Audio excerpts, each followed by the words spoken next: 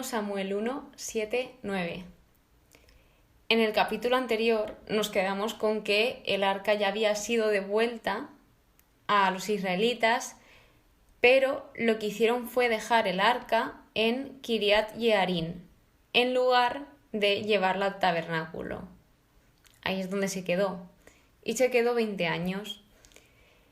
Entonces aquí habla Samuel a los israelitas y menciona a una de las diosas. Y yo he querido investigar a ver quién era para ponerme un poco en contexto. Esta diosa se llama Astartés, o eso indicaba en mi Biblia, y al buscar información sobre esta en internet decía lo siguiente: diosa mesopotámica que representaba el culto a la madre naturaleza, vida, fertilidad y también a la exaltación del amor y placeres carnales. Por lo que he estado investigando, se centraba básicamente en la fertilidad. Entonces se hacían como unos rituales ahí un poco rarunos y digo, madre mía, madre mía. Pero bueno, continuemos. Esta era una de las diosas de los filisteos, que, según también he encontrado, es la madre de Baal, otro de los dioses de los filisteos. A mí es que me gusta buscar estas cosas y pues otras también, porque así como que observo qué es lo que adoraba la otra parte y también un poco investigar e intentar buscar de por qué, si se puede, claro, porque pues a lo mejor no siempre encontramos las respuestas a lo que buscamos. De todas formas, continuemos. Samuel, aquí, en este discurso, les dice cómo librarse de los filisteos a todos los israelitas, todo lo que debían de hacer.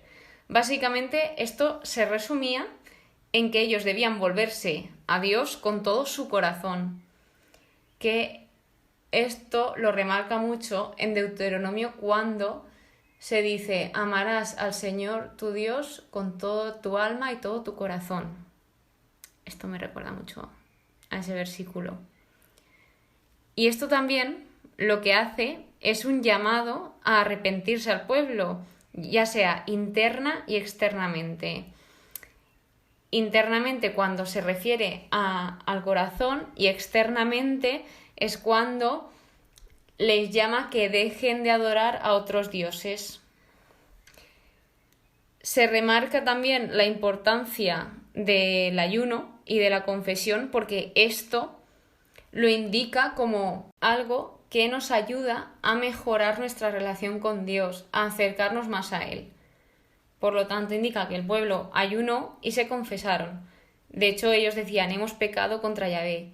Y esto está genial. Cuando nosotros nos equivoquemos, lo que le gusta a Yahvé, lo que le gusta a Dios, es ver que nosotros sabemos reconocer nuestro pecado. Porque cuando eres capaz de reconocer lo que has hecho mal, es cuando verdaderamente te arrepientes, porque muchísima gente no se da cuenta. Incluso nosotros mismos hay veces que estamos haciendo las cosas mal y no nos damos cuenta. Algo que a mí me ayuda mucho para estas situaciones es cuando yo estoy orando, decirle al Señor: Señor, si hago algo mal o estoy haciendo algo mal o he hecho algo mal en este día, por favor, házmelo ver, házmelo saber para no repetirlo, porque yo no quiero desagradar a Dios, todo lo contrario, yo quiero agradarle. Y obviamente si peco, eso a Él no le agrada. Entonces yo lucho por agradar al Señor y que Él también me haga ver todos mis errores, todos mis fallos, para yo trabajarlos y mejorarlos y ser mejor persona. No dejes de invocar a Yahvé nuestro Dios para que nos salve de la mano de los filisteos. Esto lo dicen los israelitas a Samuel. Es decir, me encanta que digan esto porque esto ya significa un paso. Aquí ya hay un trabajo de que ellos se dan cuenta de su error y se dan cuenta también del gran poder de la oración y de el poder que tenía la oración y Samuel. Es decir, me explico. Ellos veían que Samuel oraba y que esto tenía su efecto. Entonces, cuando ellos ven esto, dicen, por favor, no dejes de orar y sigue orándole a Yahvé. Y esto ya dice mucho. De hecho, luego dice, Yahvé le escuchó. Porque, pues, Samuel aquí ofrece un holocausto y luego se invocó a Yahvé. Y aquí es cuando dice lo de que le escuchó. ¿Y qué pasa cuando Dios escucha? Que esto directamente te lleva a una batalla ganada. Es decir, el poder de la oración. Cuando Dios te escucha, esto implica la derrota de los filisteos. Porque Dios escucha a su pueblo y, seguidamente, cuando los filisteos presentaron batalla a Israel, Yahvé tronó aquel día con gran estruendo sobre los filisteos, los llenó de terror y encima fueron batidos ante Israel. Es que es impresionante el ver cómo Dios obra y la relación de los hombres con Dios. Es decir, yo de aquí estoy aprendiendo tanto y seguiré aprendiendo porque aún queda, pero me encanta. Continuemos. Aquí es cuando ya salen victoriosos de la batalla.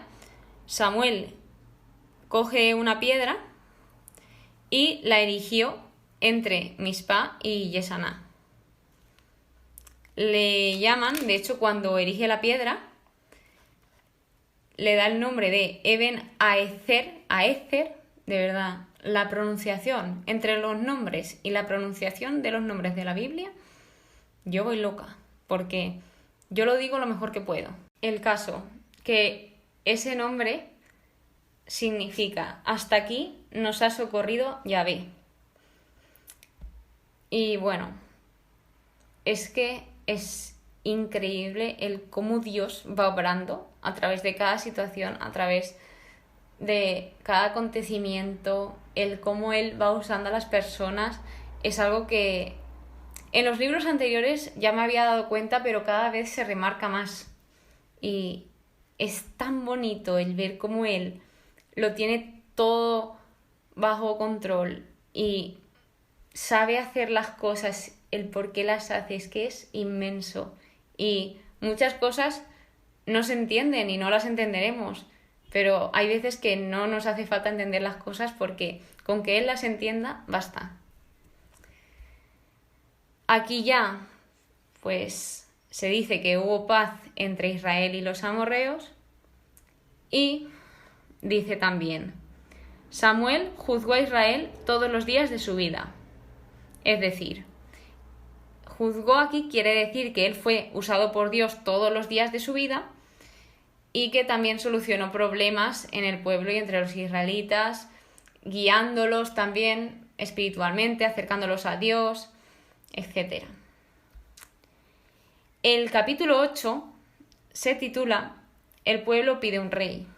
Aquí es cuando ya viene la institución de la monarquía. De hecho, nada más empezar el capítulo, dice, cuando Samuel se hizo viejo, puso a sus hijos como jueces de Israel. Pero, seguidamente, pone, los hijos de Samuel no siguieron su camino. Porque, pues, ellos se dejaron seducir por el lucro, aceptaron regalos y también torcieron el derecho. Entonces, claro, pues aquí, según he investigado en algunos estudios, la decisión de Samuel de ponerlos como jueces estuvo mal porque antes los jueces era Dios quien los elegía. Entonces aquí es como, ala, pues vosotros sois jueces, pero realmente para ser juez debes de tener el Espíritu de Dios, porque si tú predicas sin sentir, eso la gente lo nota. Si tú intentas transmitir algo, si no lo tienes, no lo vas a transmitir porque es imposible. Entonces, por lo visto, pasó esto. Que yo de esto he de decir que no me había dado cuenta hasta que hoy he estado, pues, investigando. Porque yo pensaba que directamente no siguieron su camino Y que, claro, se ve que aquí, ahora os cuento, se reúnen los ancianos y llegan a la conclusión de que el pueblo quiere un rey. Y de hecho el pueblo pide un rey para juzgarlos. Esto a Samuel pues le entristece muchísimo y oró a Yahvé. Y yo pensaba que le entristecía porque pues el único rey era Yahvé y el pueblo no lo quería ver. Pero que yo creo que eso también puede ser. Pero en el estudio que he estado revisando decía que estaba entristecido porque el pueblo como que no quería a sus hijos, como que habían rechazado a sus hijos. Pero claro, tenían una razón. Esto no está bíblicamente puesto. Entonces yo aviso. Lo que está puesto de lo que acabo de decir es que los hijos de Samuel no siguieron su camino, de que Samuel los hizo jueces y luego ya que se puso triste, pero todo lo demás que he dicho que he estado investigando en estudios no está puesto en la Biblia. Lo digo para que no lo toméis al pie de la letra porque es de un estudio. Continuemos. Entonces, como había dicho, Samuel se puso triste y oró a Yahvé, que esto me encantó. Porque cuando nos ponemos tristes, muchas veces, pues a lo mejor lo último que se nos ocurre es orar a Yahvé. De hecho, hay veces como que yo he visto a gente que le echa la culpa de esto es por tu culpa, es que porque a mí me pasa esto, si tú existieras a mí no me pasaría esto, pero la culpa no la tiene Dios. La culpa a lo mejor muchas veces la tenemos nosotros porque nosotros somos libres de elegir y cada decisión nos lleva a un sitio, cada decisión tiene una consecuencia.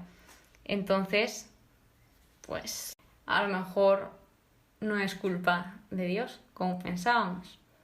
Y bueno, tras esto, qué gran ejemplo él está triste y va a orar a Yahvé, que yo pensaba, ojalá Señor cuando yo esté triste, que de hecho eso ya pues sí que lo hago, pero por si alguna vez fallo o tengo la tentación de no orar, el Señor, por favor, que lo primero que se me ocurra sea acudir a ti.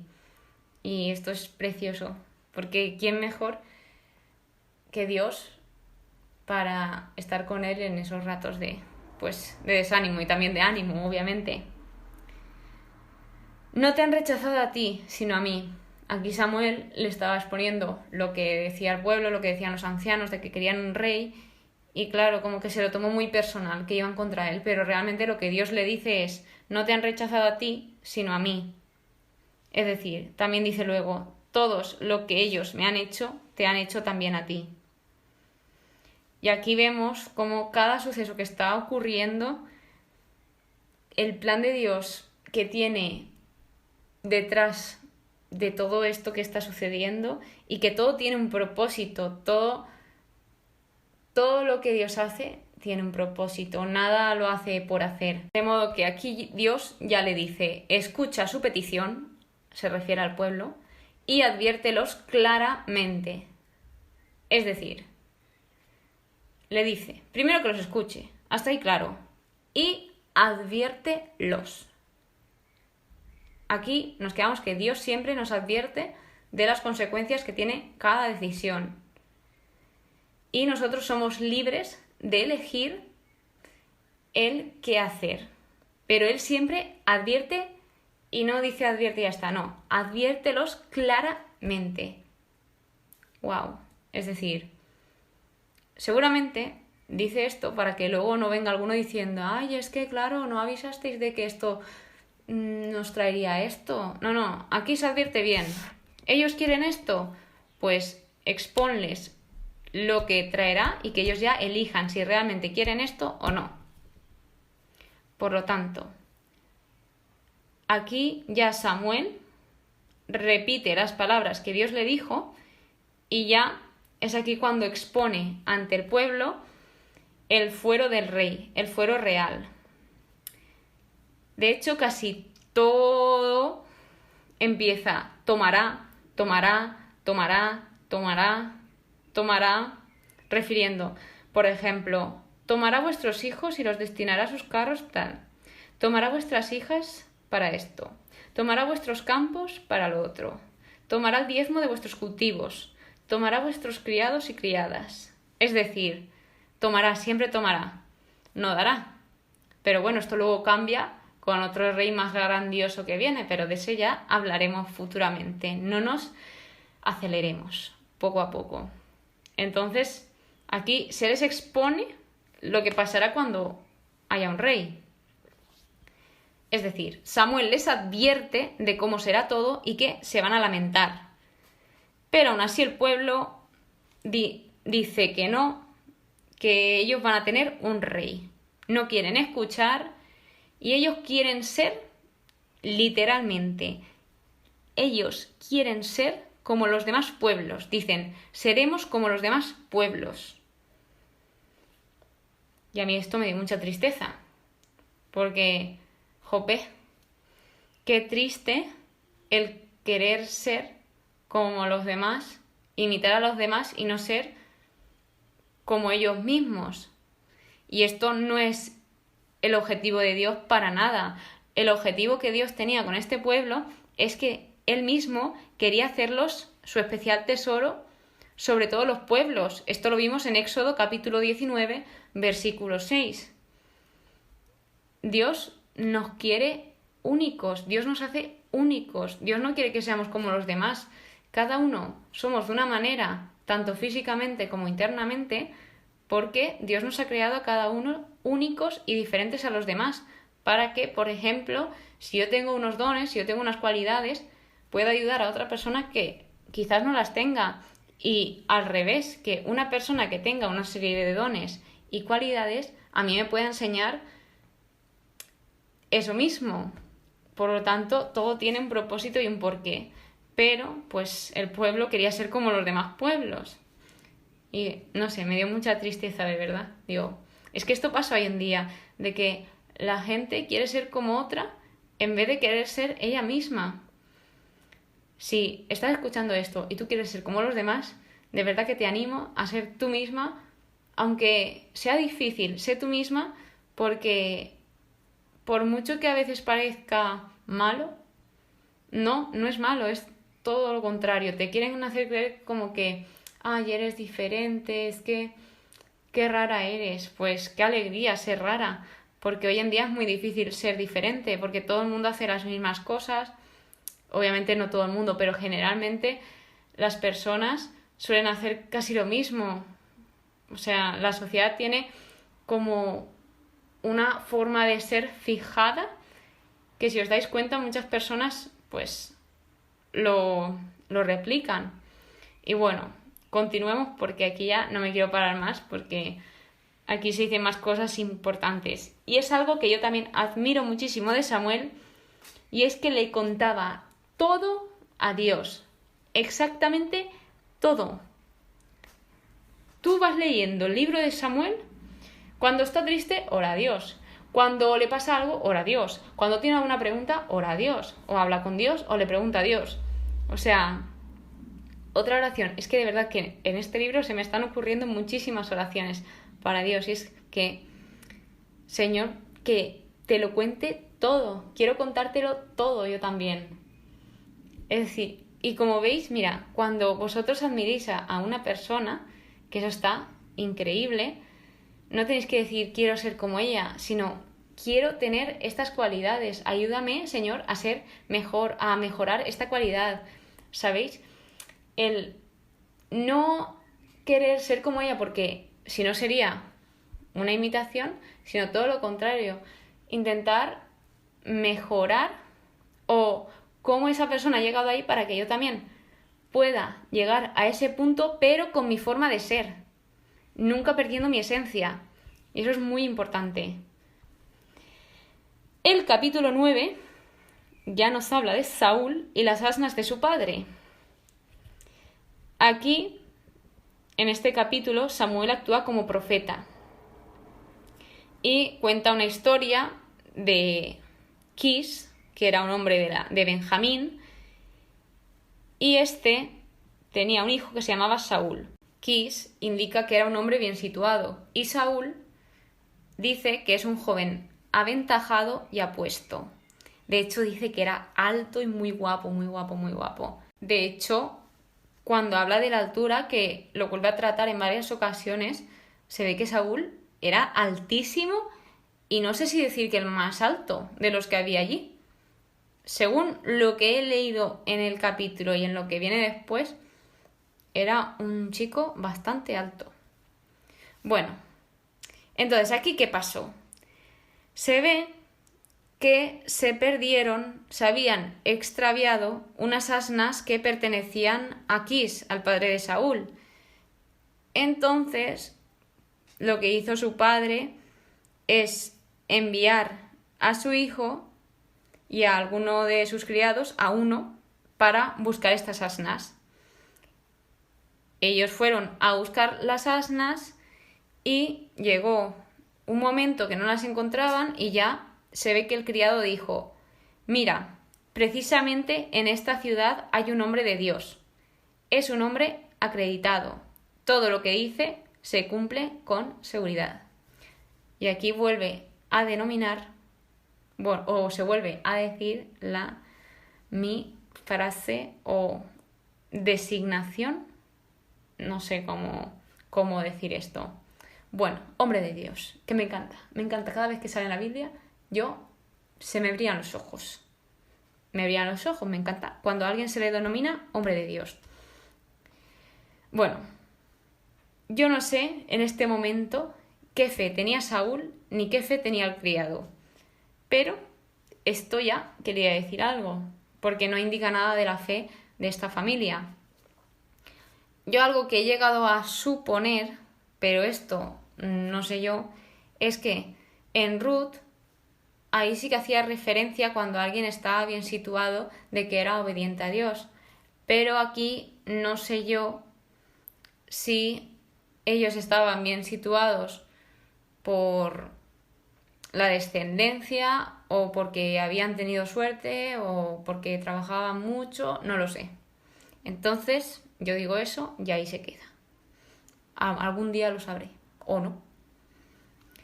Bueno, continuando, se ve que Saúl no quería llevar o ir con las manos vacías a Samuel, porque se ve que esto se veía un poco feo. Pero el criado aquí se ve que sí que tenía algo que ofrecer y luego dice algo que me llamó mucho la atención, nos orientará sobre nuestro viaje. Ahí lo dejo.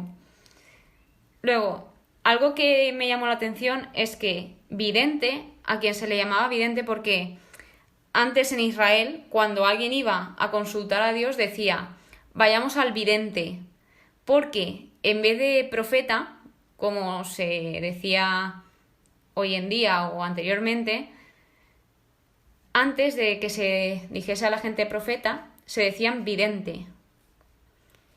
Entonces, pues, eso es que es eso que me impactó. Me parece una curiosidad. Y algo que he visto en el estudio bíblico es que un vidente siempre era profeta, pero un profeta no siempre era un vidente. Y lo quería comentar con vosotros, obviamente, porque yo con vosotros lo comento todo. Saúl encuentra a Samuel. Antes de que fuese Saúl hacia donde estaba Samuel, la víspera de la venida de Saúl, Yahvé había revelado a Samuel todo lo que iba a pasar. Aquí Dios dice: porque he visto a mi pueblo y su clamor ha llegado hasta mí. Dios es cuando le dice a Samuel que ha elegido a Saúl, de hecho dice: él regirá mi pueblo. Sobre lo que dice de que ha visto a su pueblo y su clamor había llegado hasta él, es decir, a pesar de todo lo que había hecho el pueblo, Dios amaba tanto a su pueblo que se preocupaba por él. Aquí muestra una preocupación y que les va a dar lo que ellos estaban pidiendo. Y la segunda parte que he comentado es: Dios elige a Saúl. Dios elige, igual que eligió a Saúl como rey, te elige a ti, te elige a mí y a muchas más personas. Pero Dios elige. Luego, cuando ya Saúl se encuentra con Samuel, tienen un encuentro bastante épico porque es como la primera persona a quien se encuentran es a Samuel. Y es como, wow, qué justito. No lo he comentado antes, pero las asnas le llevaron a Samuel, porque si no se hubiesen perdido las asnas, no hubiese pensado eso el criado, ni se hubiesen dirigido hacia Samuel. Entonces vemos como Dios nos guía indirectamente, la mano invisible de Dios ahí, cómo Él va dirigiendo a cada uno y cómo todo tiene una razón, de que todo pasa por algo. Ellos tienen una conversación y luego le dice: y te descubriré todo lo que guardas en tu interior. Esto es Samuel a Saúl, todo lo que guardas en tu corazón. Claro, cuando tiene esa conversación, Saúl indica que su familia era la más pequeña de la tribu y claro, no entendía cómo se le estaba designando ese cargo por esa razón misma. De hecho, Samuel lo invita a comer y le dice, de hecho le da la porción especial, la que se reserva, y dice: porque has sido guardado para el tiempo reservado para ti. Las porciones que se reservaban en ese tiempo eran para quien se quería honrar. Entonces, en este caso, Samuel quería honrar a Saúl y era como que ya tenía algo guardado para él. Esto también era una forma de ver el carácter de la otra persona, o por lo menos esto lo ponía en el estudio bíblico. Ya sabéis que yo os cuento todo, lo que va en la Biblia, lo que investigo, lo que yo pienso. Así un poco tenemos ideas por todas partes y también es una forma de averiguar un poco más. Por lo tanto, aquí Samuel vio cómo reaccionó Saúl. Ya, lo último que trata aquí es la consagración de Saúl. Cuando como que deja ir al criado un poco más adelante y se queda Samuel hablándole a Saúl, lo último que le dice es: y tú quédate ahora para que te dé a conocer la palabra de Dios. Porque, como vimos en Deuteronomio capítulo 17, si no me equivoco, sí, capítulo 17, versículos 14 al 20, que aquí ya indicaba, no lo he dicho antes, que Israel tendría un rey, pero elegido por Yahvé, y así fue, porque Saúl fue elegido por Dios. Ahí indica todo lo que un rey debía de hacer. Entonces, una de las cosas era conocer la palabra de Dios para tener el corazón preparado y que, pues, obviamente un rey era una persona que tenía mucho poder y muchos cargos y responsabilidades. Entonces, se podía dar en caso en que se volviese avaricioso, egoísta, realmente el propósito que esto tenía, el que ellos se escribieran la palabra de Dios y conocer la palabra de Dios, era para cuando viniese todas esas tentaciones, que ellos tuviesen tan presente la palabra de Dios que no pudiesen como que se concediesen, sino como evitar esas tentaciones. Un poco lío lo del final, pero bueno, espero que lo hayáis entendido y si no, ya sabéis que me podéis escribir a las redes sociales, al correo o a donde vosotros queráis. Hasta aquí el capítulo de hoy. Muchísimas gracias por escucharme, de verdad. Y hasta el próximo capítulo. Que Dios os bendiga.